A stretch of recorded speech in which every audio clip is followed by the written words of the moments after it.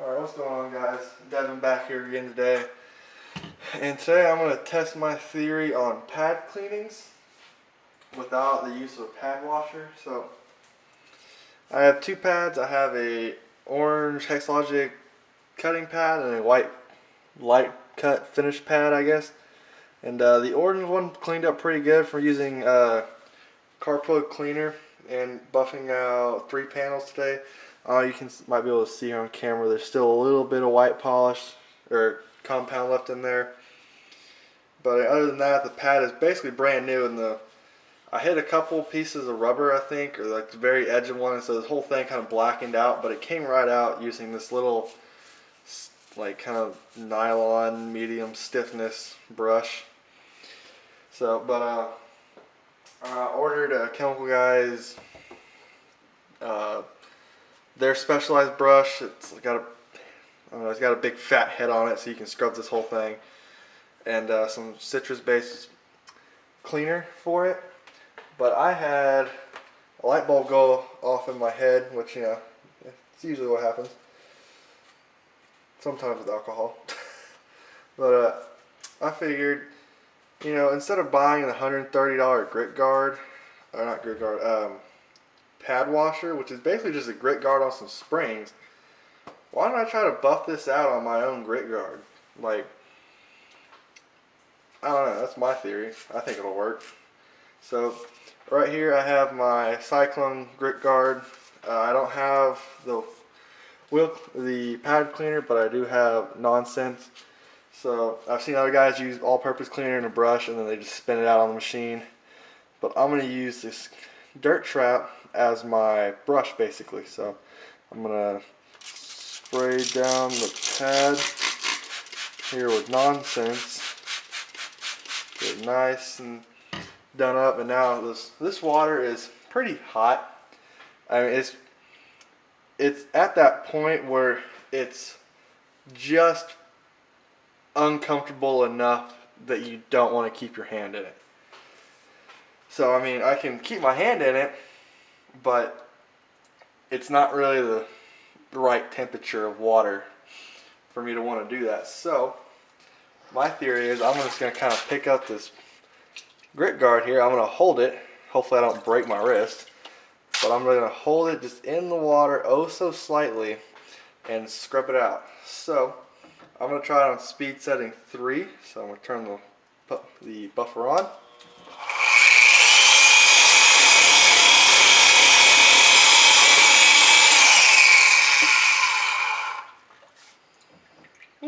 That kind of worked. There's water fucking everywhere though.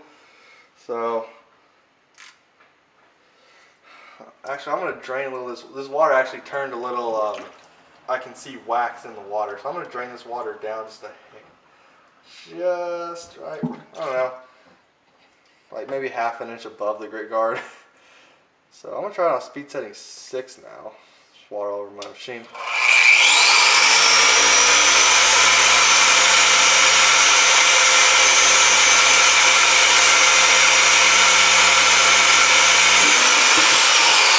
Holy fucking tits. My pad's clean, but holy shit did I get water everywhere.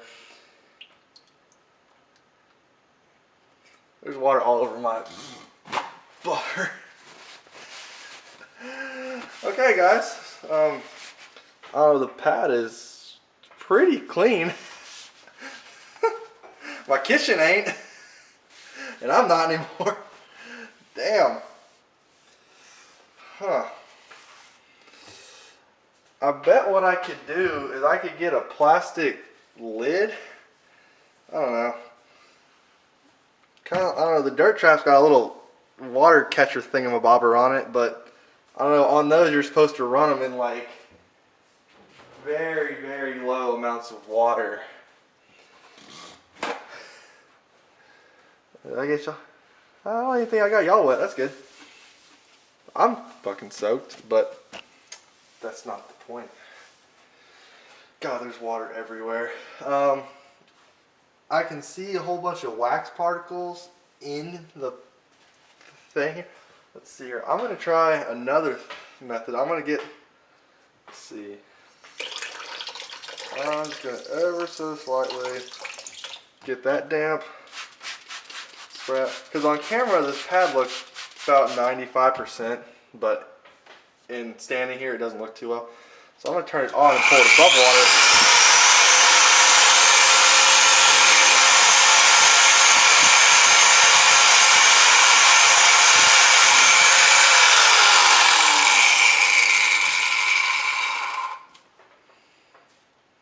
There we go.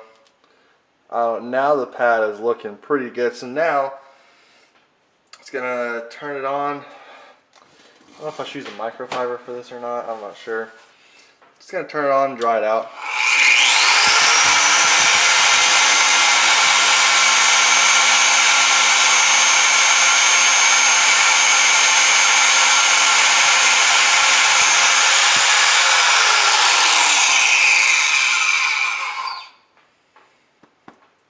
Yeah, pretty much dried out.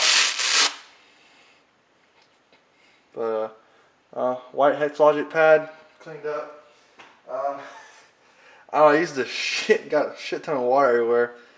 But if the pad isn't too dirty like on this one, you might be able to tell there's just the tiniest little bit of compound. There you go, right here. So, gonna get that damp. Spray it out with nonsense. Grab my brush, got a little water, and kind of scrub in the lines. And then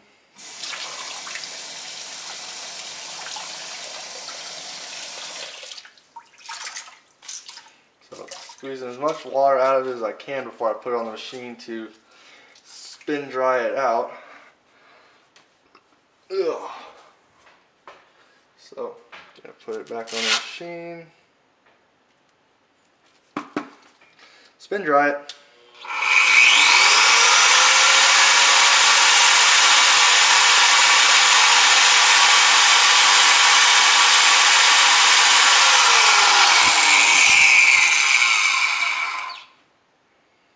And this pad is perfectly clean, brand new basically.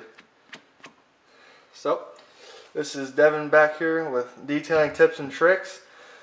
So instead of wasting time, with a little brush, scrubbing all your pads out, we're spending 130 bucks. Little all-purpose cleaner. I mean, you probably don't have to use nonsense. That's just what I picked up. You could probably use All Clean, or you might even be able to use a degreaser, but that might be too strong.